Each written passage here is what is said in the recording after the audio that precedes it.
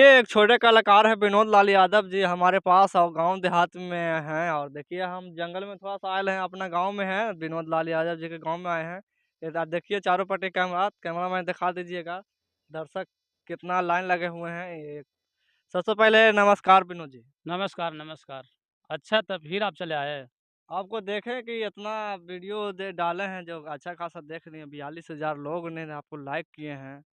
तो फिर सोचें कि आप घर गांव में आए हैं, तब थोड़ा सा इंटरव्यू ले लें। तो अच्छा तब बोलिए क्या कहना है? दर्शक के क्या करना चाहते हैं? दर्शक लोग के तो हम हाथ जोड़ के प्रणाम करेंगे और आशीर्वाद माँगेंगे और यही कहेंगे कि आप लोग सहयोग करिए कि हम भी आगे बढ़ें।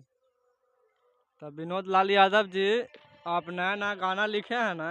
हाँ जी, लिखे तो हैं। लिखे हैं तो दो चार लाइन गाना आप गा दीजिए। ठीक है।